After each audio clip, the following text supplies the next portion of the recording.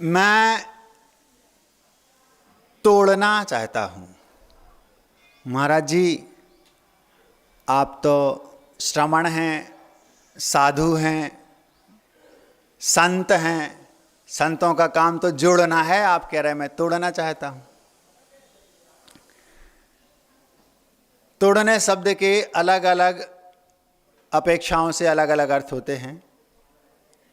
मूक माटी में गुरुदेव ने शब्दों को तोड़ा है, तोड़ तोड़ करके, एक शब्द को तोड़ करके उसके कई अनेक अर्थ निकाले हैं। महाराज जी ने एक दिन कहा था, शब्दों को तोड़ने से और लोगों को जोड़ने से अर्थ निकलता है। क्या कहा? शब्दों को तोड़ने से और लोगों को जोड़ने से अर्थ निकलता है। दोनों अर्थों का अर्थ अलग अलग है। शब्दों को तोड़ेंगे तो अर्थ मतलब मीनिंग निकलेगा, और लोगों को जोड़ेंगे तो अर्थ मतलब मनी, पैसा। 500 करोड़ के जो मंदिर बन रहे हैं दुनिया में गुरुदेव के आशीर्वाद से, वो कहाँ से बन रहा है? लोगों को जोड़ा तो उससे अर्थ निकला। तो शब्दों को तोड़ने से और लोगों को जोड़ने से अर्थ निकलता है। आप लोगों ने एक शब्द सुना होगा, कर्नाटक। कर्नाटक शब्द का अर्थ है एक प्रांत। कर्नाटक एक प्रांत है, स्टेट। अब उसको तोड़ेंगे तो कर नाटक, पूरा अर्थ बदल गया। क्या हुआ अर्थ? नाटक करो। कर्नाटक अर्थ क्या हुआ? नाटक करो। दूसरे तरीके से उसको और तोड़ेंगे तो तीसरा अर्थ निकलेगा, करना अटक। मतलब जो टकटकी लगाए नहीं बैठा है, ऐसा अटक व्यक्ति, मतलब जो एकाग्र नहीं है, उससे कह रहा है भैया करना मतलब करो, एकाग्रता से करो, जो कुछ करना है एकाग्रता से करो, ये उसका अर्थ निकला। और अगर एक तीसरे तरीके से तोड़ेंगे तो उसका अर्थ निकलेगा कर ना अटक, मतलब अटको मत, जो कुछ करना है करो। शब्द है एक, कर्नाटक, कर ना अटक, कर ना अटक और कर नाटक। एक शब्द को तोड़ने से कई अर्थ निकल गए। आप लोगों ने अंग्रेजी का एक शब्द सुना होगा, नाइफ। उसकी शुरुआत, इसकी स्पेलिंग है KNIFE, नाइफ। नाइफ मतलब चाकू, और उसमें के पूरी तरह से साइलेंट है। उसका उच्चारण होते हैं, प्रोनाउंसिएशन होता है तो NIFE, नाइफ ऐसा होता है, जबकि के साइलेंट है। अंग्रेजी में पूरा का पूरा अक्षर साइलेंट रहता है कभी कभी। जैसे आपने एक शब्द सुना होगा, सुनामी। उसकी स्पेलिंग है TSUNAMI। शुरुआत होती है टी से और उच्चारण होता है एस से। तो ऐसे अंग्रेजी में कई शब्द है, जैसे know, KNOW, know, knowledge, knife, tsunami. पूरा का पूरा एक अक्षर लोप हो जाता है। तो अंग्रेजी में कई ऐसे शब्द हैं जिनका अक्षर का अक्षर पूरा लोप हो जाता है, लेकिन हिंदी में एक बिंदी का भी लोप नहीं होता। जैसे बॉस, बांस जानते हैं? बांस, बास शब्द, जो स्मेल आती है ना, आप लोग क्या बोलते हैं? खुशबू को तो आप लोग बोलते हैं फ्रेग्रेंस, और जो स्मेल जिसको बोलते हैं बैड स्मेल और गुड स्मेल, दुर्गंध सुगंध, गंध जिसको बोलते हैं बास। अरे भैया बहुत बास आ रही थे, तो बुंदेलखंड में बास बोलते उसको। अगर उस बास शब्द में आप थोड़ा सा एक चंद्रमा जैसा बना दो तो बॉस हो गया। बॉस मतलब लीडर, प्रमुख, ये हमारी कंपनी के बॉस हैं, शब्द वही है। और उसमें बिंदी और रख दो तो बांस हो गया। बांस मतलब बंबू। तो अंग्रेजी में तो पूरा का पूरा अक्षर साइलेंट रहता है, लेकिन हिंदी में एक बिंदी का भी महत्व है। एक बिंदी भी पूरा अर्थ बदल देती है, ऐसा। कुंडलपुर की बात है, हम लोग कुंडलपुर से भगवान के ऊपर बड़े बाबा के मंदिर से नीचे आ रहे थे, तो एक अजीबोगरीब घटना घटी। कुछ बच्चे नाच रहे थे हम लोगों के आगे आगे। हम लोगों ने सोचा ये तो बड़ी अजीब गरीब बात है, भगवान के मंदिर के रास्ते में बच्चे नाच रहे हैं। मैं था और पूज्य अतुल सागर जी थे, जो अभी पूज्य निर्यापक श्रमण श्री योग सागर जी के साथ हैं। हुआ क्या कि जब गर्मियों के दिन होते हैं तो गर्मियों में बहुत ज़्यादा जो पत्थर के रास्ता है ना, पूरा रास्ता पत्थर का बना है कुंडलपुर के बड़े बाबा तक जाने का, अंदर से, गाड़ी वाला रास्ता नहीं, जो पैदल जाने का है। तो उसमें क्या है, पत्थर का रास्ता बना है, तो गर्मी में जब तेज़ धूप पड़ती है तो वो गर्म हो जाती है, वो उसमें ततूरी लगती, ततूरी बुंदेलखंड में बोलते हैं, आप उसको बोलेंगे चिकन, क्या बोले, गर्माहट बहुत तेज पैरों में। तो उन लोगों ने, वहाँ के व्यवस्थापकों ने क्या किया कि तपन जिसको बोलते हैं, तो उन लोगों ने, वहाँ के जो व्यवस्थापक हैं कुंडलपुर के, उन लोगों ने क्या किया कि महाराज लोग भी यहाँ आते हैं, तो एक बीच में से उन्हें सफ़ेद पट्टी वाइटनर की पोत दी, ताकि अगर ज़्यादा पैर, बहुत तेज सूर्य निकला हो, गर्म हो, तो पत्थर ज़्यादा गर्म ना हो, तो एक सफ़ेद पट्टी, जैसे आपने देखा होगा यहाँ पर एक सामने बनाई गई है, यहाँ के जो विदेशी लोग आते हैं उनके लिए, कि उन्हें ज़्यादा गर्म ना लगे ज़मीन, तो वहाँ पर उन्हें एक पट्टी बना दी। अब इत्तेफाक से वो पट्टी गर्मियों में तो अच्छी रहती है कि उसमें बहुत ज़्यादा तपन नहीं होती, लेकिन ठंडी में अथवा बरसात में उसमें पानी गिरता है तो फिसलन होती है। तो कई सारे लोग उस पर, उसी पट्टी पे कुंडलपुर में कई लोगों को गिरते भी देखा गया। तो वहाँ के व्यवस्थापकों ने किन्हीं सलाहकार की सलाह से उस पर लिख दिया, इस पर ना चलें। क्या लिख दिया? इस पट्टे पर ना चलें। अब मैं और अतुल सागर जी ऊपर जा रहे थे, तो कुछ बच्चे वहाँ नाच रहे, तो हमने सोचा कि ये बच्चे नाच क्यों रहे, पूछा बच्चे क्यों नाच रहे, बोले महाराज जी इस पट्टी पर लिखा है इस पर न चलें, जबकि लिखा गया था इस पट्टे पर ना चलें, लिखा था मिला के, तो वो नच रहे, बोले महाराज जी यहाँ लिखा है इस पट्टे पर न चलें। समझ में आया? अब हुआ क्या, आप लोगों ने क्रिकेट देखा होगा, क्रिकेट मैच, तो क्रिकेट मैच में जब एक ओवर पूरा हो जाता है तो दूसरे ओवर के बीच में टीवी पे अगर लाइव प्रसारण आ रहा हो तो उसमें बीच बीच में ऐड आते हैं, एडवर्टीजमेंट आता कि नहीं। तो यदि फास्ट बॉलर बॉलिंग कर रहे हैं तो उनको बहुत देर लगती है रनअप में, तो थोड़ी देर तक, ज़्यादा देर तक ऐड आता है। तो कभी मान लो कोई, आपने देखा हो यदि कोई चॉकलेट का या कोई टॉफ़ी का कोई ऐड आ रहा हो, तो वो मान लो 40 सेकंड का है, 50 सेकंड का है, 55 सेकंड का है, अथवा 1 मिनट का भी हो सकता है। फिर कभी कभी उसी मैच में जब थोड़ी देर बाद छोटे छोटे जब स्पिनर लग जाते हैं बॉलिंग के लिए, तो उनका रन अप थोड़ा सा रहता है, तो वो जल्दी से ओवर दूसरा शुरू हो जाता है, तो उसके जो ऐड के लिए जो टाइमिंग रहती है वो कम हो जाती है। तो फिर वो क्या करते हैं, उसको बहुत छोटे में, जैसे 1 मिनट का ऐड था तो पूरा ऐड दिखाएंगे, बीच में उसमें एक मूल मुख्य ऐड था जो क्लिप, जो कि वो ऐसे करेंगे, जैसे मान लो कोई टॉफ़ी का है तो वो मुंह में लेंगे और कहेंगे बस इतना कर दिया, आप समझ जाओगे कौन सी टॉफ़ी का, ये चॉकलेट का ऐड है। तो ऐसा ही वहाँ हुआ। वहाँ क्या हुआ, नीचे और ऊपर तो उन्होंने लिख दिया, बारिश में इस पट्टे पर ना चलें, गिर जाओगे, फिसल जाओगे, और बीच में 1-2 जगह वो छोटा सा ऐड जैसे कर दिया, मुंह में खाया और समझ जाओगे कि कौन सी टॉफ़ी का ऐड चल रहा है, इस पर ना चलें। अब बच्चे नच रहे। तो शब्दों को तोड़ने से और लोगों को जोड़ने से अर्थ निकलता है। मैं तोड़ना चाहता हूं, लेकिन शब्दों को तोड़ने की बात मैं नहीं कर रहा हूं। एक और तोड़ना होता है जिसको बोलते हैं संबंधों का तोड़ना। आप लोग इसमें माहिर हैं। क्या कहा? संबंधों का तोड़ना। घर में मान लो कि 4 भाई हैं, पिताजी लोग, उन चारों का बंटवारा हुआ। अब बंटवारा होते होते होते किसी ने कहा मुझे वो दुकान चाहिए, किसी ने कहा मुझे वो मकान चाहिए, बात नहीं बनी, आपस में चेंचे पे हो गई, लड़ा झगड़ा हो गया। तो जैसे तैसे बंटवारा तो हो गया, लेकिन आपने अपने बड़े भैया से अथवा बड़े भैया ने छोटे भैया से संबंध तोड़ लिए। जबकि एक नीति वाक्यामृत नाम का ग्रंथ है आचार्य सोमदेव सूरी का, उन्होंने उसमें लिखा है वो व्यक्ति निरामूर्ख है जो व्यक्ति अपने नज़दीकियों से संबंध तोड़ लेता है। तो महाराज जी उन्होंने गलत किया, हम क्या करें? उसका उन्होंने उपाय लिखा। उन्होंने लिखा, कभी किसी भी व्यक्ति से कितनी भी बुराई क्यों ना हो जाए, उससे संबंध मत तोड़ो। कम से कम जय जिनेंद्र इतने संबंध तो बनाए रखो। क्यों? उसमें उन्होंने 2 कारण लिखे। एक कारण लिखा कि यदि आप किसी से मनमुटाव हो गया, बैर हो गया, ज़्यादा देर तक आपके संबंध उससे टूटे रहे, हो सकता है वह आपका बैर का रूप धारण कर ले, फिर भाव भाव में वो आपको परेशान करेगा। जैसे आप आटे का मुर्गा सो नहीं रहे हैं।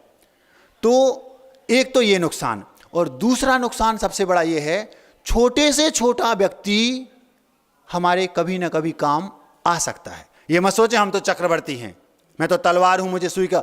कभी कभी सुई काम आती है और तलवार काम नहीं आती। जहां सुई काम करती है, आपको कपड़े सिलना है, तलवार से सिलोगे? वहां तो सुई चाहिए। तो उन्होंने 2 कारण लिखे, किसी से कभी संबंध मत तोड़ो, कितना ही बुरा व्यक्ति हो। तो क्या करें, उसके प्रति हमारे संबंध, हमें उसका हमारे मन में उसके लिए कोई भाव ही नहीं है, कोई फीलिंग ही नहीं है। तब भी उन्होंने कहा आपका कर्तव्य है आप उनके नेचर को जान लो कि इनका नेचर ऐसा है, उसके अनुरूप उससे व्यवहार करो, लेकिन संबंध पूर्णतः मत तोड़ो। अगर पूर्णतः तोड़ दोगे तो हो सकता है आपको भविष्य में उसकी जरूरत पड़ जाए, और चूंकि संबंध अच्छे नहीं है इसलिए आपको नुकसान उठाना पड़े। और दूसरा ये भी हो सकता है आपकी जान भी वो व्यक्ति बचा सकता है। जैसे शेर सोचे, शेर कि मुझे चूहे से क्या मतलब, कहाँ चूहा कहाँ मैं, ये सोच सकता है शेर कि मैं कहाँ जंगल का राजा, तुम चूहा बिल में घुसने वाले, मुझे तुमसे क्या मतलब, संबंध तोड़ दे। मान लो बुराई है चूहे की शेर से। अब पता चला कि एक बार शेर को बहेलिया मतलब शिकारी ने जाल में फंसा लिया। अब 2-4 दिन उसको जाल में पड़ा रहने दो, तब तक वो थोड़ा भूखा रहेगा तो कमजोर हो जाएगा, ये सोचकर उसने छोड़ दिया। अब पता चला चूहा वहां से निकला, भैया तुमसे हमें काम है, तुम तो कह रहे थे हम कुछ काम के नहीं हैं। अब समझ में आया क्या कीमत है से चूहे की शेर के लिए। तो वो शेर अपने दांतों से उसको नहीं काट सकता, किसको, जो जाल डाला था, लेकिन चूहा काटेगा। तो चूहा भी शेर के काम आ सकता है। इसलिए कभी किसी से संबंध पूर्णतः मत तोड़ो। अगर बिल्कुल भी भाव नहीं मिलते तो इतना तो करो कि भैया जय जिनेंद्र तक के संबंध सबसे बनाए रखो। आप लोगों से मेरा कहना है, आंख बंद करके अब भी सोचो कि हमारे कितने ऐसे लोग हैं जिनसे हमारा कोई संबंध नहीं। हो सकता है वे आपके घर में हो सकता है वे आपकी कॉलोनी में हो सकता है वे आपके रिश्तेदार हों। यदि 1, 2, 4 आपके दिमाग में आते हैं, तुरंत आप उनसे जैसे भी बने बात करो, सामने जाओ अथवा फोन लगा के भैया जय जिनेंद्र। शुरुआत आप कर सकते हैं, हो सकता है कि भविष्य में वो आपके बहुत काम आ जाएं। लेकिन आज के इस वक्तव्य में संबंध तोड़ने की बात भी मैं नहीं कर रहा हूं, वो तो विषय आया तो रख दिया। एक और तोड़ना होता है, लोग बगीचे में जाते हैं और फूल तोड़ लाते हैं। एक स्थान पर लिखा है कि जियो तो फूलों के जैसा, जो महकते भी हैं तो दूसरों के लिए और टूटते भी हैं तो दूसरों के लिए। जियो तो फूलों के जैसा जियो, फूलेंगे तो दूसरों के लिए, महकेंगे तो दूसरों के लिए, और टूटेंगे भी तो दूसरों के लिए। फूल तोड़ने की बात भी मैं आज इस वक्तव्य में प्रासंगिक नहीं समझता हूं। एक और तोड़ना है, सुनते हैं योगी जी गुंडों के घर तोड़ रहे हैं। कहां? यूपी में। हमने सुना कि जो गुंडे लोग हैं तो उनका अपना एक अलग टाइप का राज चल रहा है। पहली बार ऐसा प्रयोग सुनने में आया कि वो कह रहे हैं अगर तुमने सरकारी संपत्ति का गड़बड़ किया है तो कुछ भी हो जाए, आप भले छुप जाओ, भग जाओ, कुछ भी कर लो, किसी राजनीतिक नेता की संरक्षण में आप पुलिस को दबा लो, लेकिन आपका घर टूटेगा। हम घर तोड़ने की बात भी आज नहीं कर रहे। एक और तोड़ना होता है रिकॉर्ड तोड़ना। आजकल कंपटीशन का जमाना है। कंपटीशन में हालांकि काफ़ी टेंशन है, लेकिन लोग रिकॉर्ड तोड़ना चाहते हैं। अभी 2-3 दिन पहले हमारे पास एक सज्जन आए, उनका एक बड़ा अजीबोगरीब क्वेश्चन था। बोलते हैं महाराज जी नंदीश्वर द्वीप कभी कोई गया? हमने कहा महाराज जा सकते, आप तो नहीं जा सकते। और महाराज जी अगर मान लो हम चले जाएं तो रिकॉर्ड टूट जाएगा। हमने कहा बहुत अच्छा रिकॉर्ड तोड़ना चाहते हो। नंदीश्वर समझते हो? अष्टानिका समझते हो? अभी अष्टानिका चल रही है वर्तमान में। एक वर्ष में 3 बार अष्टानिका पर्व आते हैं। कार्तिक फागुन साड़ के अंत 8 दिन माही, नंदीसर सुर जात हैं हम पूजें ए ठाई। ऐसा आप लोग पूजन में पढ़ते हैं। उसका मतलब यह है कि कार्तिक मास के अंतिम 8 दिन में, फाल्गुन मास के अंतिम 8 दिन में और आषाढ़ मास के अंतिम 8 दिनों में अष्टानिका पर्व होते हैं। अष्टानिका शब्द का शाब्दिक अर्थ है अष्ट मतलब 8, आहनिक मतलब दिन संबंधी।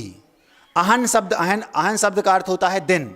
अहन शब्द में एक संस्कृत का सूत्र आता है वृद्धि राधे सणु और आनुत्तरेचा वृद्धि। इन 2 संस्कृत के सूत्रों से इकण प्रत्यय कर अहन शब्द को आहनिक बोला।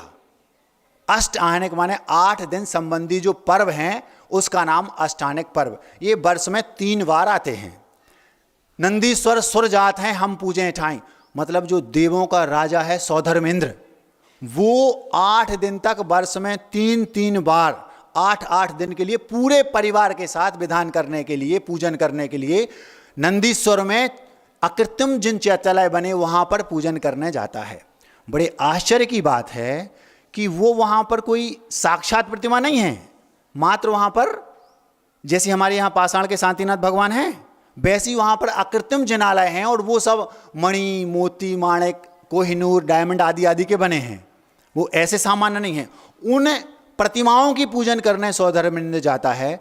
मुझे बड़ा आश्चर्य लगता है कि आप लोग एक बार अपने दिमाग में ये क्वेश्चन खड़ा नहीं करते कि आखिर सौधर्मेंद्र वहां जाता क्यों है। वो तो इतना संपन्न है, देवताओं का जो राजा है, आप लोग तो देवता बनने को तरसते हो, वो देवताओं का राजा है, वो भगवान की पूजन करता है, प्रतिमाओं की। और आपके घर में भगवान, घर के सामने मंदिर है और आप मंदिर नहीं जाते, पूजन नहीं करते, तो आपके दिमाग में ये क्वेश्चन उठे कि आखिर वो ऐसा क्यों करता है। तो पता चला कि वो अवधि ज्ञानी है, उसको ज्ञान है कि ऐसा क्यों, ऐसा मैं जो इंद्र बना हूं वो भगवान की पागलों की भांति भक्ति करने से ही बना हूं। तो वो सोचता है कि मैं उन भगवान की भक्ति करने से आज इंद्र बन गया, कल मैं भगवान की ऐसे ही पागलों की भक्ति करूंगा तो भगवान बन जाऊंगा। उसको भगवान बनना है और आपको इंद्र बनना है। हंसी आती सोचकर। आपके दिमाग में ये क्वेश्चन उठना चाहिए कि वो क्यों जाता है, और जिस दिन इसका उत्तर मिल जाएगा आप बिना भगवान की पूजन के प्रतिदिन रह नहीं सकते, ये गारंटी, फैक्ट है। अब प्रश्न ये उठता है कि महाराज जी वो नंदीश्वर द्वीप है कितनी दूर। 8वां द्वीप नंदीश्वरम भास्वरम, ऐसा आप पूजन में पढ़ते हैं। 1-2 मिनट में अपनी बात पर आने वाला हूं, बीच में ये फंस गई कैसेट रिकॉर्ड वाली। यहां हम जिस क्षेत्र में हैं इसका नाम है जम्बू द्वीप। इसको चारों ओर से घेर रखा है एक समुद्र ने, उसको चारों ओर से घेर रखा है एक दूसरे द्वीप ने। ऐसा एक समुद्र, फिर उसको घेर रखा एक द्वीप, फिर एक समुद्र, फिर एक द्वीप, ऐसा चूड़ी के आकार का एक एक कर करके 8वां जो द्वीप है उसका नाम है नंदीश्वर द्वीप। आप चाहें तो अपनी मोटरसाइकिल से, अपनी 4 व्हीलर से, ट्रेन से, बस से, अथवा अपने निजी हेलीकॉप्टर से, अथवा किसी चार्टर्ड प्लान से, अथवा ये जो एयर इंडिया आदि के जो प्लान, इन प्लेनों से भी आप नंदीश्वर द्वीप नहीं जा सकते। महाराज जी वैज्ञानिक तो चंद्रमा पर पहुंच गए, वे आपको बना रहे हैं। चंद्रमा पर कोई वैज्ञानिक ना गया है ना जा सकता है, और ना ही नंदीश्वर कोई वैज्ञानिक कितना भी कोई एक प्रकार से खोज कर ले, कितना भी हाईटेक कोई विमान तैयार कर ले, कभी भी वो नंदीश्वर नहीं जा सकता। स्पष्ट लिखा है केवल नंदीश्वर द्वीप जाने का अधिकार है तो देवों को, अथवा मुनिराज नंदीश्वर द्वीप जा सकते हैं। आप घबराना नहीं तो आप हमारे पास आ जाओ, महाराज हमें ले चलियो। हम इसलिए नहीं जा सकते, उसमें लिखा है पंचम काल के मुनिराजों के पास वो रिद्धि नहीं होती जो रिद्धि नंदीश्वर ले जा सकती है। चौथे काल के मुनिराज जो तपस्वी होते हैं, वे तपस्या साधना के बल पर एक रिद्धि प्रकट करते हैं, उसका नाम होता है आहारक रिद्धि। जो शरीर में 10वां रंध्र है, माथे से मस्तक, यहां से एक पुतला निकलता है एक हाथ का सफेद वर्ण का, वो रिद्धि है। वो चाहे तो नंदीश्वर जा सकती है वहां भगवान की वंदना करने, अथवा अपने जो समूसरण आदि हैं विदेश क्षेत्र आदि में, वहां पर वो जाकर अपनी मन की जो शंका महाराज के मन में उत्पन्न हुई उसका समाधान करके वो अंतर्मूर्त के अंदर वो पुतला वापस आ जाएगा। वर्तमान में कोई मुनिराज कहें कि हम निकाल रहे हैं तो विश्वास नहीं करना, क्योंकि ये वर्तमान में होता नहीं। इसमें भी 2 मत हैं। आचार्य श्री जी, श्रुत सागर सूरी जी अपने तत्वार्थ वृत्ति ग्रंथ में, और एक गोमठ सार जीवकांत की टीका में ये ध्वनि निकलती है कि नंदीश्वर मुनिराज का आहारक शरीर जा सकता है। सारे आचार्य तो इस बात को भी नहीं मानते, लेकिन इस वर्तमान की सदी के दिगंबर आचार्य साक्षात भगवान की प्रतिमूर्ति गुरुदेव विद्यासागर जी महाराज इस बात को मानते हैं। वो कहते हैं कि कोई मुनिराज चौथे काल में चाहे तो आहारक रिद्धि के साथ नंदीश्वर जा सकते हैं। तो जो व्यक्ति रिकॉर्ड तोड़ने की बात कर रहे थे 2 दिन पहले, उनसे कहना है रिकॉर्ड तोड़ने के चक्कर में मत रहो, आप 10 सिर के भी हो जाओगे, कभी नंदीश्वर नहीं जा सकते। अष्टानी का पर्व चल रहे हैं, विस्तार से आप चाहें तो इस बात को उस पूजा में एक एक शब्द का अर्थ करेंगे तो खुल जाएगा। हम आगे चलते हैं। एक और तोड़ना होता है जिसको बोलते हैं सत्य का फल जब तक पक ना जाए तब तक मत तोड़ना। क्या कहा? बात बहुत गंभीर है।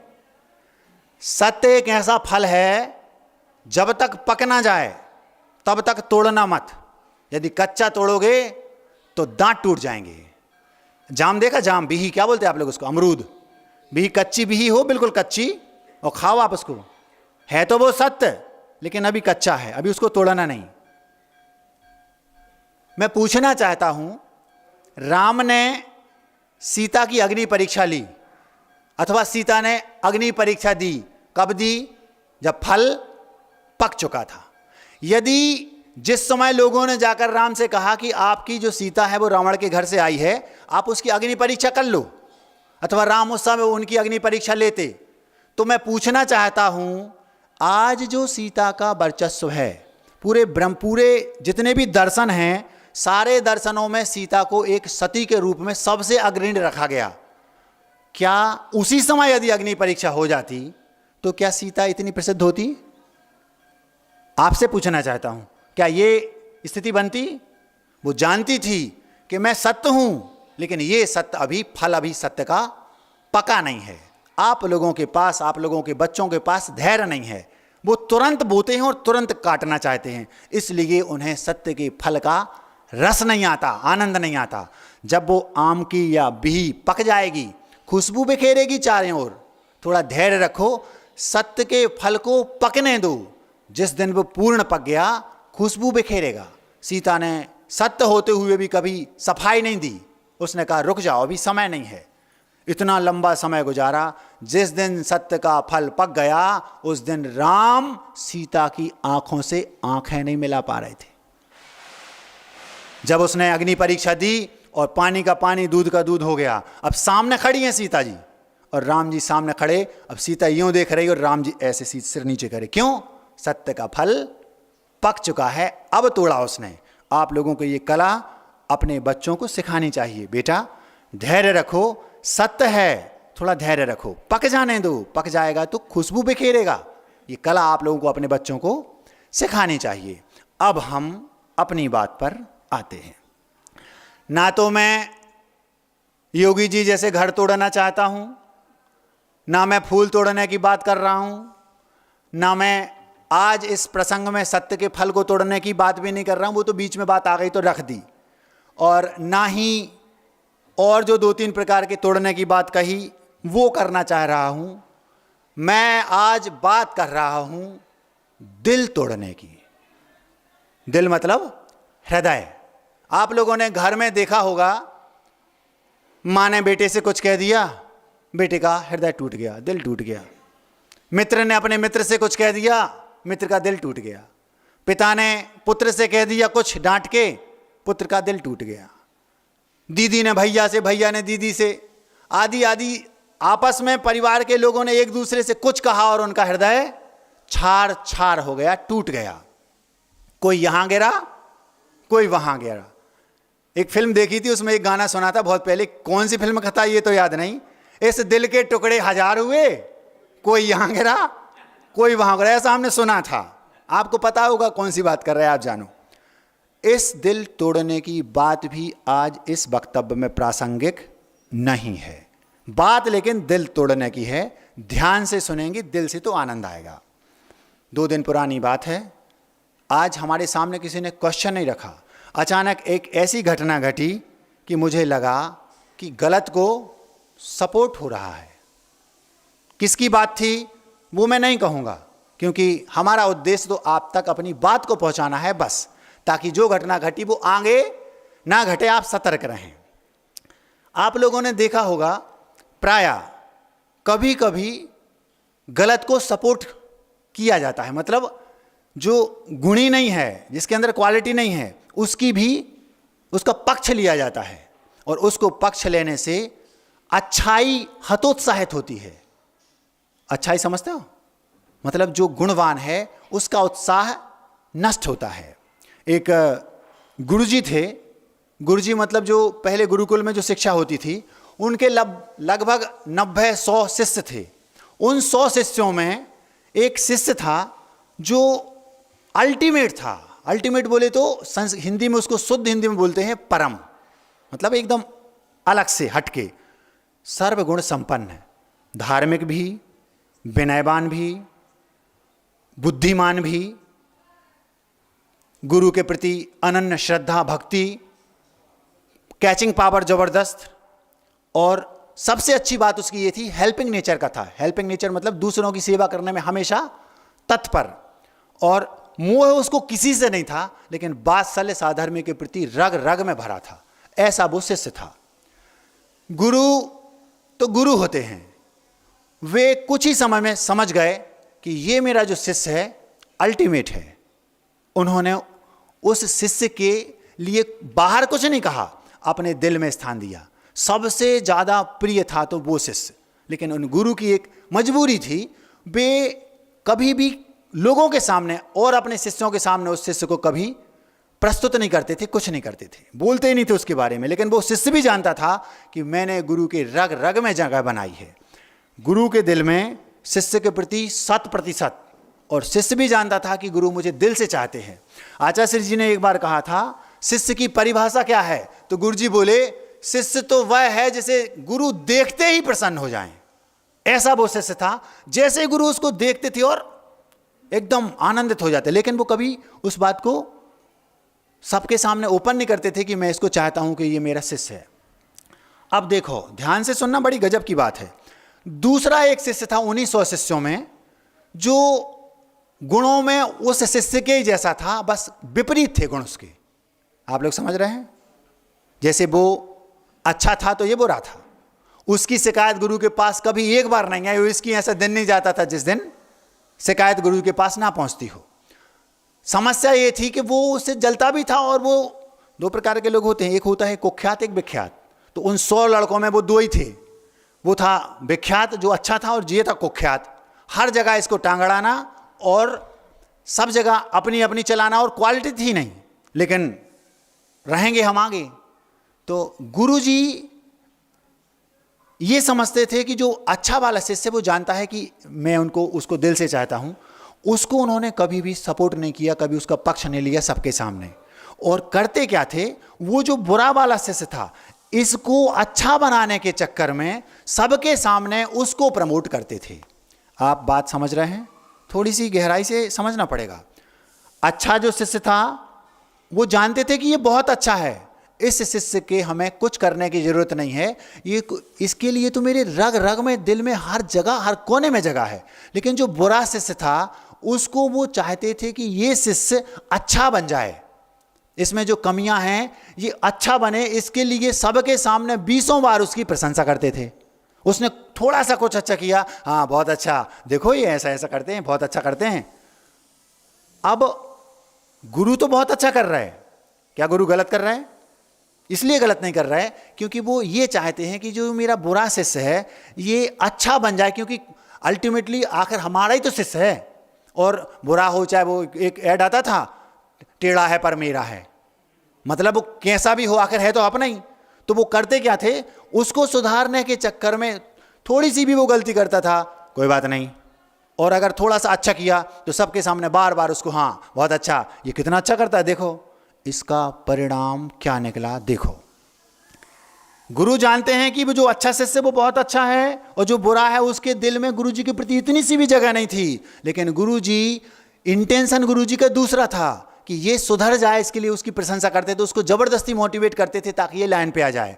लेकिन परिणाम इतना खतरनाक निकला कि जो और 90, 80, 90 शिष्य थे वे सब के सब, चूंकि उनके पास उतनी बुद्धि तो थी नहीं, वो ये समझते नहीं थे कि गुरुजी उसको क्यों प्रमोट नहीं करते, इसको क्यों करते हैं। तो उन्होंने क्या सोचा, ये अर्थ लगा लिया, इसका मतलब है कि वो जो शिष्य है गुरुजी उसको पसंद नहीं करते हैं, और किसको फॉलो करने लगे, जो वो खराब वाला था। परिणाम ये निकला 98 के 98 शिष्य, चूंकि उतनी हाई लेवल के बुद्धि के नहीं थे, वे सारे के सारे जो गलत था उसके अनुसरण करने लगे, मुझे उसके जैसा बनना है। कितना बड़ा अनर्थ हो गया सोचो आप। आपके घरों में ऐसा ही होता है। आपके 4 बच्चे हैं, कोई बच्चा अगर बेकार है तो आप क्या करते हैं, भैया मेरा ही बेटा है, गलत ना करे, तो आप उसका सपोर्ट करेंगे।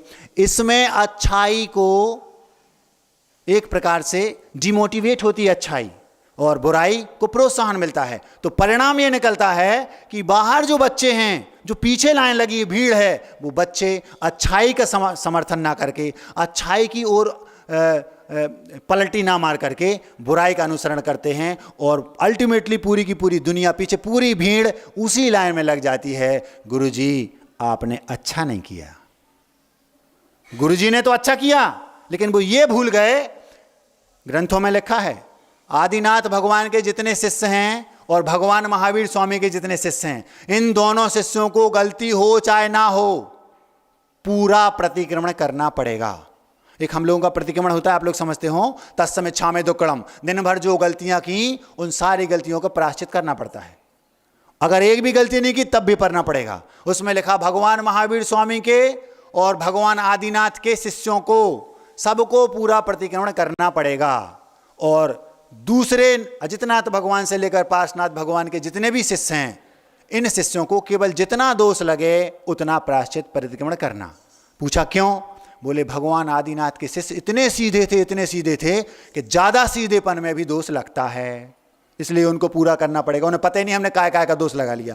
और बोले भगवान महावीर स्वामी के इतने टेढ़े हैं, इतने कुटिल बुद्धि के शिष्य हैं वर्तमान के, चाहे वे आप हों, चाहे हम हों, और चाहे हमसे ऊपर वाले हों, जितने भी हैं बोले वो कुटिल बुद्धि के हैं। उनके तो सील टैग लगा, साइंस सील करके आए ऊपर से। अवधि ज्ञानी, केवल ज्ञानी तीर्थंकर भगवान ने अपनी वाणी में कहा कि भगवान महावीर के शिष्य हैं, वे सारे के सारे कुटिल बुद्धि के हैं, इसलिए उनको पूरा प्रतिक्रमण करना पड़ेगा।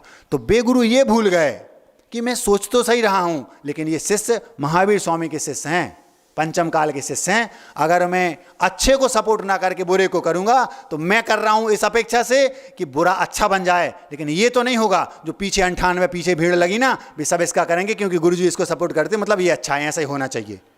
ये गलती घर घर में हो रही है। परिणाम ये निकल रहा है कि आज अच्छाई हतोत्साहित हो रही है। मुझे इतना दुख होता है, जो भी सज्जन व्यक्ति इस सभा में बैठा होगा, मैं उससे पूछना चाहता हूं, यदि आपके सामने किसी गलत का पक्ष लिया जाए, आपसे कहा जाए कि आप इस गलत का माइक से जाकर के इसकी प्रशंसा करो, आपको ऐसा नहीं लगेगा कि मुझसे अपराध हो रहा है?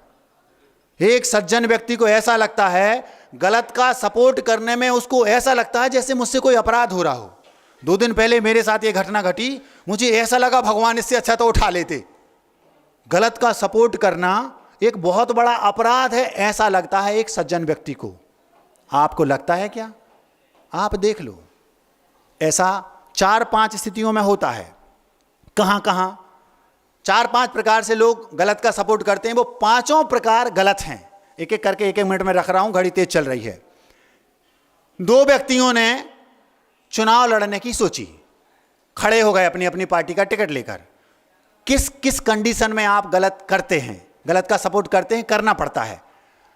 चुनाव लड़ रहे थे, एक व्यक्ति सज्जन है, ईमानदार है, अच्छा है, कर्मठ है, जो एक जगह खड़ा है एक पार्टी के टिकट से, और दूसरा व्यक्ति उसका विपरीत है, लेकिन फिर भी आप गलत वाले का सपोर्ट कर रहा है, उसका चुनाव प्रचार कर रहा है और उसको जिता रहा है। क्यों? क्योंकि आप जानते हैं कि अगर मैं इनको अभी जिता दूंगा तो कुछ दिनों बाद जो मेयर की चेयर है उसकी केयर मैं कर सकता हूं। मतलब समझ में आया? अभी चुनाव हो रहे हैं दूसरे, अगर इन चुनावों में मैंने गलत व्यक्ति को सपोर्ट कर दिया तो जो गलत है उसी के बल पर मुझे मेयर का टिकट 2 महीने बाद मिलेगा, और जो मेयर की चेयर है उसकी मैं फिर केयर करूंगा। तो आपने अपने स्वार्थ की सिद्धि के लिए, आपने अपने उल्लू को सीधा करने के लिए, आपने अपने हित के लिए कितना बड़ा अनर्थ किया। एक गलत व्यक्ति को सपोर्ट किया और वो जीत गया, लेकिन 5 वर्ष तक समाज, वो कॉलोनी, वो नगर 5 वर्ष तक उस गलत को भोगेगा। 5 वर्ष तक के लिए विकास रुक गया, केवल आपने अपना हित देखा। आदमी स्वार्थ के लिए गलत का सपोर्ट करता है, लेकिन वो ये भूल गया आज आपके पास इतना पावर है कि आपके पावर के कारण आपने उसको सपोर्ट किया तो वो जीत गया। भाव में आपको कभी पावर नहीं मिलेगा, क्योंकि आपने ईमानदारी से अपने पक्ष का निर्वाहन नहीं किया। यह आपकी बहुत बड़ी गलती है। एक कारण, आदमी स्वार्थ के कारण दूसरे का गलत का सपोर्ट करता है। दूसरा कारण यह है, कभी कभी मजबूरी रहती है। एक पिता के 2 बेटे हैं, दूसरा बेटा जुआरी, शराबी आदि है, अब उन्हें मजबूरन उसका सपोर्ट करना पड़ता है। क्यों? यदि मैं इसका सपोर्ट नहीं करूंगा, बाहर जाएगा, किसी से उधारी ले लेगा, उनको पता है हम सेठ जी का है, वो आएंगे हमसे मांगेंगे। ऐसा क्या आपके घरों में नहीं होता?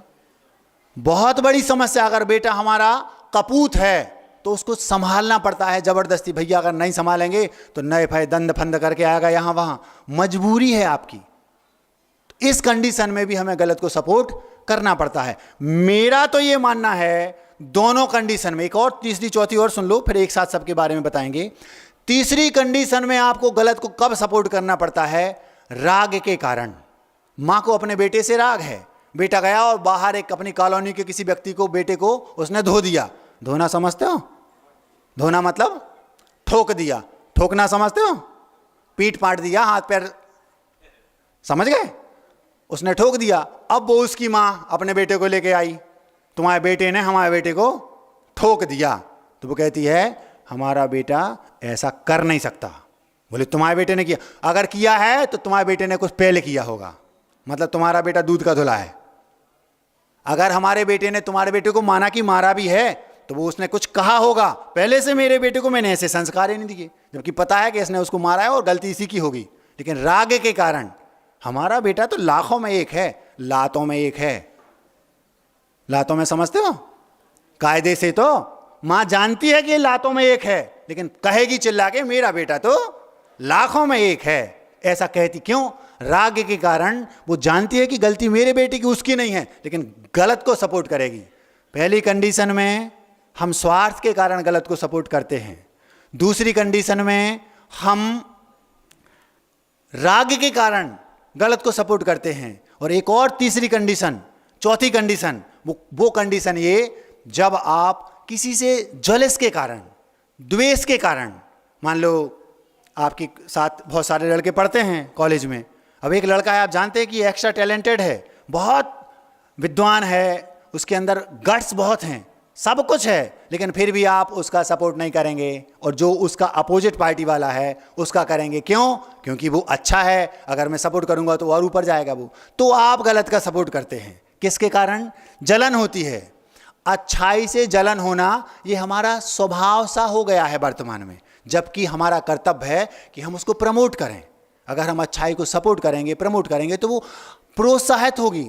1000 लोग जो देखेंगे वो उनको मोटिवेशन मिलेगा, वो सब ऊपर उठने का प्रयास करेंगे। लेकिन होता ऐसा कतई नहीं। एक और पांचवी कंडीशन है, जब आप ना तो मजबूरी में किसी का सपोर्ट करते हैं, ना ही आप किसी से जलन के कारण सपोर्ट करते हैं, ना ही आप और किन्हीं कारणों से स्वार्थ के कारण सपोर्ट करते हैं, और ना ही राग के कारण सपोर्ट करते हैं। पांचवी और सबसे जबरदस्त कारण है, अज्ञान के कारण आप दूसरों का गलत का सपोर्ट करते हैं। वो ध्यान से सुनने योग्य है। एक नगर में कुआं था, सूखा कुआं। उस कुएं की गहराई बहुत ज़्यादा नहीं थी। ये एक प्रकार से सत्य घटना है, हमने पूज्य निर्यापक मुनि श्री संभव सागर जी के मुख से सुनी थी। थोड़ी बहुत याद थी, थोड़ी बहुत याद करके उसको अपनी तरह से जमा के आपके सामने रखता हूँ। जो आजकल खुरे में विराजमान है पूज्य निर्यापक श्री संभव सागर जी महाराज, 9 महाराज वहाँ पर हैं। पिछली परिवर्तन उनका हो गया है, हम लोगों का भी जल्दी होने वाला है। निर्यापक श्रमण श्री संभव सागर जी के मुख से सुना था, प्रासंगिक है। अज्ञान के कारण लोग कैसे सपोर्ट करते हैं गलत को, ये सबसे ज़्यादा होता है। इसको आपको सुधारना चाहिए। यदि आप गलत को सपोर्ट करेंगे, आप अपने घर के, मोहल्ले के, परिवार के, देश के, समाज के, और सही पूछा जाए तो जैनिज्म के विरोधी हैं। कभी गलत को सपोर्ट नहीं करना, चाहे कुछ भी क्यों ना हो जाए। अभी बता रहा हूं, कुएं में एक वृद्ध गधा, गधा समझते हो महाराज जी? गधा के बारे में बताओ, उसके बारे में तो हम लोग बहुत अच्छे से समझते हैं। आसपास तो गधों की फौज है। गिर गया एक कुएं में, जो बहुत गहरा नहीं था, मुश्किल से 20-22 फीट गहरा होगा, सूखा कुआं था। उसमें एक गधा गिर गया। जब गधा गिरा तो वो बेचारा गधा एक प्रकार से वृद्ध जैसा था। अब जब जो उल्टे सीधे टाइप के जो लोग रहते हैं, मतलब जो नेगेटिविटी वाले, वो क्या बोलते हैं उस गधे से कि ये तो गधा ही है, गिर गया। गिर गया तो गिर गया, एक काम करो, अब चूंकि वो कुआं सूखा था, लेकिन लास्ट में नीचे 2-3 फुट उसमें दलदल कीचड़ भरा था, तो उस कीचड़ के कारण वो बच गया, मरा नहीं। कौन? गधा। उम्र उसकी ज्यादा, मतलब एजेड था, वृद्ध था। जो टेढ़ी सोच के, उल्टी सोच के लोग हैं, वे लोग उसके पास पहुंचे और उन्होंने कहा एक काम करो, इसको अपन भूमि समाधि दिला दो। भूमि समाधि मतलब इसको ऊपर से मिट्टी से डाल करके पूरा पैक कर दो कुएं को, तो कुआं भी समाप्त हो जाएगा, आगे कभी कोई गिरेगा भी नहीं, और इस गधे का भी अब कोई यूज का तो है नहीं, ये यूजलेस है ये गधा। पहली बात तो गधा ही कोई काम का नहीं, और अगर मान लो काम का है भी, ईंटें ढोएगा भी, तो ये वृद्ध है, ये तो ढोएगा नहीं। ये सोच है विदेशी लोगों की, आप लोगों के अंदर ये भर रही है। विदेशों में अहिंसा की परिभाषा क्या है पता है? विदेशों में अहिंसा की ये परिभाषा है कि कोई व्यक्ति, कोई गाय, पशु आदि, अथवा कोई माता पिता भी उनके बूढ़े हो गए, कितने बूढ़े हो गए कि अब वो लाचार हैं, कुछ नहीं कर सकते, अब उनकी सेवा शुश्रूषा आपको अपने हाथों से करनी पड़ेगी। तो उनकी करुणा, उनकी अहिंसा क्या है? वो ये बोलते हैं, इनको इंजेक्ट कर दो जहर के माध्यम से, पॉइजन से इंजेक्ट कर दो, मतलब एक जहर का इंजेक्शन लगा दो ताकि ये इस वेदना से मुक्त हो जाएं। क्या ये भारतीय अहिंसा है? क्या हम इसको अहिंसा कहेंगे? हमारे पिताजी बूढ़े हो गए, इनको मार डालो, क्योंकि हमें उनकी वेदना देखी नहीं जाती। यह है विदेशी अहिंसा। ऐसी सोच के लोग वो थे। कौन? वो कहते हैं अब उसकी अपन को कष्ट नहीं देखा जाता, बेचारा गिर गया है, वृद्ध तो है, किसी काम का नहीं है, इसको अपन भूमि समाधि दिला दो, ऊपर से मिट्टी डाल दो, ये समाप्त हो जाएगा। ये आप लोगों के बच्चों के दिमागों में भी ये विदेशी सोच भरने लगी है। कोई भी जीव, छोटे से छोटा भी क्यों ना हो, चींटी भी क्यों ना हो, कभी आपके सामने से चींटी तेज दौड़ रही हो, आप अंगुली लगा के देखना, वो मरना नहीं चाहती। कभी भी कोई भी पशु पक्षी इंद्रिय जीव, एक इंद्रिय से पंचेंद्रिय तक, कोई भी कभी मरना नहीं चाहता, वो कितना ही लाचार क्यों ना हो। अगर कभी देखना, मान लो कि रोड पर कोई गाय जिसके दोनों पैर टूटे हों, अथवा कोई कुत्ता बिल्कुल लाचार है, उसको पूरी खाज है, खाज समझते हो? दो प्रकार की खाजें होती हैं, एक कुत्तों को होती है और एक लोग कहते भैया हमारे साथ बहुत खाजें लगी हैं। खाज समझते हो? जो हंस रहे हैं वो समझ गए। तो उस कुत्ते को ऐसा सब था, हाथ पैर भी उसके टूटे, फिर भी उससे कहें एक जोर से गाड़ी निकलेगी आगे से, तो वो छुपक के प्रयास करके बाजू में चुप, फिर भी वो मरना नहीं चाहता। क्यों? क्योंकि प्राण सबको प्यारे हैं।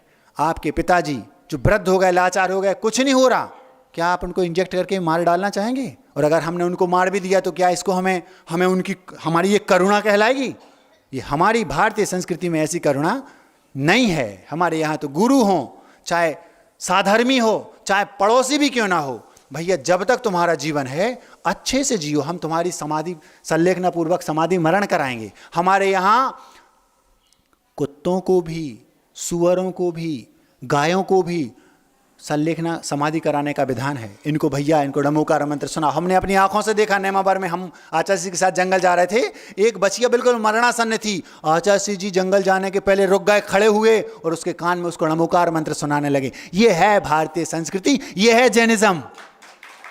और आप कहते हो 70, 75, 80 साल के हो गए दादा, अब हमसे इनकी पीड़ा नहीं देखी जाती, इन्हें जहर का इंजेक्शन लगा दो, ये स्वतंत्र हो जाएंगे। ये अहिंसा नहीं है। महान पंचेंद्रिय जीव को हिंसा करने का शुद्ध दोष उसको लगेगा जो ऐसा सोचता है। कभी अपने बच्चों के दिमाग में ये फितूरी भर गई हो तो निकलवा देना, और नहीं निकली हो तो उनको यहाँ भेज देना, यहाँ पर कैंप लगा है, हम लोग निकाल देंगे खजुराहो में। अथवा यहाँ नहीं भेज सकते तो जहाँ जहाँ जो मुनिराज आपके आसपास हैं, पूछ लेना महाराज जी अहिंसा की सही परिभाषा क्या है। तो हमने आपके सामने जो 3-4 बातें रखी, उसमें वो गधा कुएं में था। अब जो सज्जन लोग थे वो आए, बोलते भैया क्या कर रहे? बोले इस गधे को हम लोग भूमि समाधि करा रहे हैं क्योंकि ये लाचार हो गया है। मान भैया ये कितना गलत कर रहे हो आप, ऐसा होता नहीं। जो सज्जन थे उनकी रूह कांप उठी, नहीं ऐसा नहीं। लेकिन वो जो दुर्जन होते हैं प्रायः हर जगह उनका बल ज़्यादा होता है, शक्ति, आंतरिक शक्ति तो सज्जन की ज़्यादा होगी, विल पावर, लेकिन उन लोगों की मैन पावर ज़्यादा होता है। भीड़ थी, जब वो नहीं माने उनने 2-3-4 डंफर मिट्टी मंगा ली और कुएं के बाजू में ढेर लगा लिया। अब बस इतना है कि उसको डालना है अंदर। जब अति हो गई तो वे बोले सुनो, जो अपने सरपंच साहब हैं ना, उनके पास चलो, पंचायत करा लो, अगर वो कह दें कि ऐसा करो तो ठीक है। जब वो बिल्कुल मान ही नहीं रहे थे। क्योंकि जो सज्जन व्यक्ति होता है, किसी दूसरे की भी हिंसा हो रही हो, प्राण जा रहे हो, तो उसको ऐसे लगता है जैसे हमारे प्राण जा रहे हो। ये सज्जनता का प्रतीक है, दया करुणा अनुकंपा का प्रतीक है। उसने कहा नहीं, हम ऐसा नहीं करने देंगे, चलो तुम सरपंच साहब के पास चलो। बोले हमें नहीं जाना, तो वो खुद गया और सरपंच को बुला के लाया। अब पूरे पंच संपायत वहीं बैठ गए, भैया जी ऐसा कह रहा है, जी ऐसा कह रहा है। तो जब उस सरपंच को उन लोगों ने सुनाया समझाया, तो वो भी गलत का सपोर्ट करने वाला निकला और पूरी पंचायत ने यही फैसला किया, हाँ ये लोग ठीक कह रहे हैं, कुएं को भी बंद कर दो। और उस गधे का तो कोई यूजलेस प्राणी है वो, क्योंकि बूढ़ा भी है और गधे नीचे गिर गया तो और अपंग हो गया होगा, इसको कर दो। गलत को सपोर्ट क्यों किया उसने? अज्ञान के कारण। विदेशी जो लोग कहते हैं इंजेक्ट करके पिताजी को मार डालो, उनके पास ज्ञान नहीं है, हमारे पास ज्ञान है। हम चाहें तो केवल मात्र सही को सपोर्ट करेंगे, कभी गलत को नहीं करेंगे। अब जब उसने नहीं माना, सरपंच ही बोलता हाँ इसको ऐसा कर दो, तो वो जो सज्जन थे उनके पास तो औचित्य गुण होता है, वो कहने लगे भैया तुम लोग, जब सरपंच साहब ने फैसला कर दिया कि इस कुएं को भरना है, तो भैया कुआं हम भरेंगे, आप लोग मत भरना। क्यों? बोले नहीं नहीं, अब हम लोगों से गलती हो गई कि हमने आप लोगों का विरोध किया, सरपंच साहब ने जो फैसला कर दिया, पूरी पंचायत ने जो फैसला कर दिया कि कुएं को बंद करना है, तो अब हम उसके प्रायश्चित स्वरूप कुएं को हम अपने हाथों से बंद करेंगे। आप लोग, उनने ये फैसला नहीं किया कि गधे को मार डालो, उनने तो ये कहा कि कुएं को बंद कर दो। तो कहने लगे आप जाओ, ये श्रम हम करेंगे। और जो 2-4 सज्जन लोग थे, उन्होंने अपने हाथों से एक एक तसला मिट्टी डाल डाल के उस गधे के चारों ओर डालते, जैसे मिट्टी डालते जाते और घोड़ा उस मिट्टी पर, गधा वो चढ़ता चढ़ता चढ़ता जाता, धीरे धीरे धीरे धीरे धीरे पूरी मिट्टी उस कुएं में समा गई और गधा ऊपर आ गया। ये कहलाती है सज्जनता, ये कहलाती है विवेक, इसको हम बोलेंगे कॉमन सेंस, इसको हम बोलेंगे औचित्य गुण। तो जो सज्जन होते हैं वो अगर दुर्जन लोग कर भी रहे हैं तो भी वो कोई ना कोई युक्ति से अपना काम निकाल लेंगे। लेकिन उन सरपंच को अथवा वो जितने लोग थे, सबको अज्ञान के कारण गलत को सपोर्ट करने का, एक पंचेंद्रिय जीव को मारने की भाव हिंसा का दोष तो लगेगा, क्योंकि वो भावों से तो मार ही चुके हैं। आप लोगों से मेरा कहना है, कभी भी किसी भी कंडीशन में, चूंकि आप पंचम काल के हैं, वे गुरु जिनने उस शिष्य का सपोर्ट नहीं किया, गलत का किया, यद्यपि वे सही थे, उनका सोच उनका उद्देश्य बिल्कुल सही था, लेकिन ये भूल गए कि पंचम काल है। अगर हम गलत को सपोर्ट करेंगे तो पीछे जो लाइन लगी है वो ये मानेंगे कि गुरु तो इतने पहुंचे हुए हैं, जब जे इसका बार बार समर्थन कर रहे हैं इसका मतलब यही सही है, क्योंकि उनके पास उतने लेवल का बुद्धि नहीं है ना। वो बेचारा जो अच्छा था वो डिमोटिवेट होगा, वो सोचेगा यार अच्छाई का अब जमाना नहीं है। तो जो अच्छाई एक थी वो एक अच्छाई भी बुराई की ओर प्रेरित होगी। परिणाम ये निकलेगा, सारे के सारे लोग वैसे हो जाएंगे, दुनिया से अच्छाई की डोली उठ जाएगी। आप कारण बनेंगे, ध्यान रखना। गलती किसकी है? आपकी। आपका कर्तव्य है किसी भी कंडीशन में, 5 कंडीशन हमने आपके सामने रखी, इन 5 में से किसी ना किसी एक कंडीशन में आप गलत का सपोर्ट करते हैं, या तो स्वार्थ के कारण, या मजबूरी के कारण, या फिर राग के कारण, या फिर अज्ञान के कारण, और या फिर किसी से जलन अथवा द्वेष के कारण। इन 5 कंडीशन में आपके प्राण भी चले जाएं, अगर सच्चा ज्ञानी है तो कभी भी गलत का सपोर्ट वो नहीं करेगा, क्योंकि हम गलत का सपोर्ट करेंगे, एक को बचाने के चक्कर में पूरी पीछे की पूरी लाइन गलत हो जाएगी, दुनिया में अच्छाई बचेगी नहीं।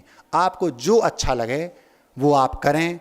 मेरा तो ये कहना है, प्राण जाएं पर कभी भी गलत का सपोर्ट नहीं करना, क्योंकि पंचम काल के कुटिल बुद्धि के वर्तमान भगवान महावीर शासन के शासन के वर्तमान में लोग हैं। एक बार आप कभी अब ठंडे दिमाग से सोच के देख लो, जहां भी आपने गलत का सपोर्ट किया है उस समय आपको बुरा लगता कि नहीं। और ये भी टटोल लो कि मैं सज्जन हूं कि नहीं। यदि आप सज्जन हैं, आप कभी गलत को सपोर्ट कर नहीं सकते।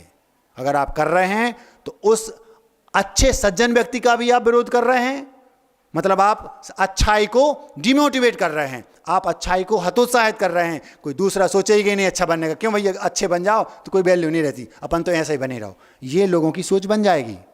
अब आपको क्या अच्छा लगता है आप देख लें। हमने अपनी पीड़ा आपके सामने रख दी। रोज हम ऐसी बात रखते थे जो कोई क्वेश्चन हमारे सामने आकर रखता था, आज हमें क्वेश्चन नहीं मिला, आज सीधा का सीधा एक ऐसा 2 दिन पहले प्रकरण हुआ, मुझे लगा इसको अपने तरीके से रखना चाहिए, रखने का प्रयास किया। अच्छा लगा तो रख लो और बुरा लगा तो भी रखना तो पड़ेगा, कुछ कर तो सकते नहीं आप। अब मिठाई, हमने दीक्षा ली, तो हमने सोचा अब दीक्षा हो गई, अब तो भगवान बनना निश्चित है, बनेंगे समझ लो। अगर आप प्रतिमाधारी हैं, आपने कोई व्रत ले लिए हैं, तो ये मत समझना कि आपके पास पुलिस की ड्रेस आ गई तो आप पुलिस वाले बन गए, आप सब कुछ हो गए, ऐसा नहीं। क्या आप ये मत समझना कि आपने दीक्षा ले ली है तो आप भगवान बन गए।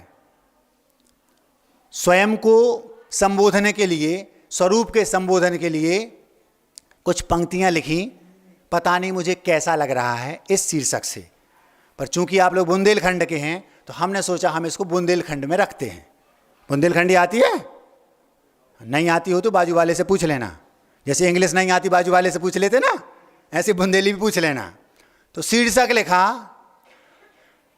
अरे यार हमें को जाने कैसा लग रहा हो। क्या?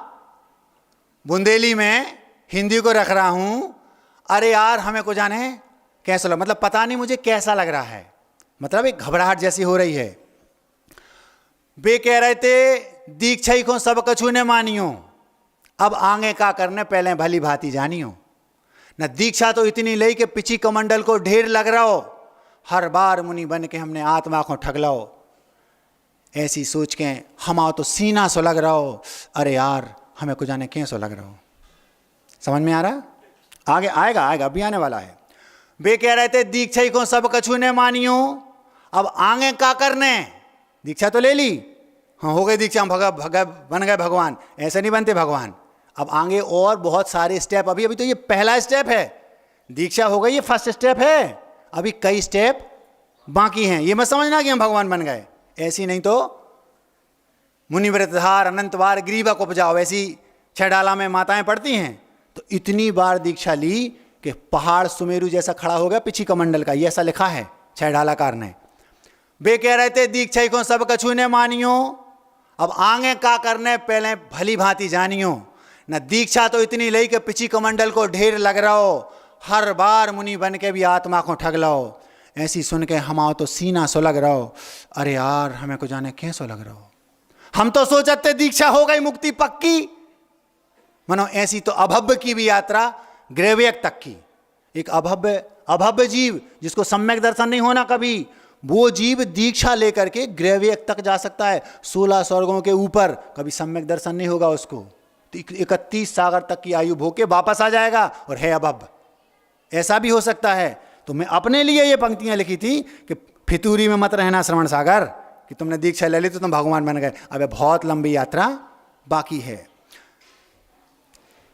वे कह रहे थे दीक्षा को सब कछु ने मानियो, अब आगे का करने पहले भली भांति जानियो। न दीक्षा तो इतनी ले कि पिछी कमंडल को ढेर लग रहा हो, हर बार मुनि बन के भी आत्मा को ठग लो। ऐसी सुन के हमाओ तो सीना सो लग रहा हो, अरे यार हमें को जाने कैसो लग रहा हो। हम तो सोचते दीक्षा हो गई मुक्ति पक्की, पर ऐसी तो अभव्य की भी यात्रा ग्रेवियक तक की, सम्यक्तहीन बस वो देखत में मुनि लग रहा हो, भीतर से खोखलो है बारें चमक रहा हो, सुनते ही पसीना छूट गओ और दुख अलग भाव, अरे यार हमें को जाने कैसो लग रहा हो। भेद विज्ञान के बिना मुनिपना अधूरा है, और अगर आत्मज्ञान नहीं है तो सब करो धरो धूरा है। भेद विज्ञान के बिना मुनिपना अधूरा है, और अगर आत्मज्ञान नहीं है तो सब करो धरो धूरा है। सांचो तो आत्मज्ञान है, उई को भजत रहो, प्रतिपल श्रवण उसी में लिप्त रहकर सजग रहो। जय सोचत सोचत हमारा तो माथो दुखत रहो, अरे यार हमें को जाने कैसो लग रहा हो। बाहरी बेस के संगे भीतरी निर्ग्रंथता जरूरी है। बाहरी बेस के संगे भीतरी निर्ग्रंथता जरूरी है, सार्थकता तबाही नहीं तो अबे मुक्ति से बहुत दूरी है। भीतर बाहर एक समान बालक वत सहज रहो, सबके संग रह के भी सबसे अत्यंत अलग रहो। ऐसी सुन के मोरो तो मुंडा सनक रहो, अरे यार हमें को जाने कैसो लग रहा हो। अब तो नए सिरे से शुरुआत करने हैं, कई बार तन की अब तो अंतरंग मुनि बनने हैं, शायद जो जन्म मुक्त होवे ही सुलभ हो। अब तो जाने जल्दी जग में मुत को भटक लाओ, जय सोचत सोचत मैं तो रात भर जगत रहो। अरे यार हमें को जाने कैसो लग रहा हो, अरे यार हमें को जाने कैसो लग रहा हो। अहिंसा परमो धर्म की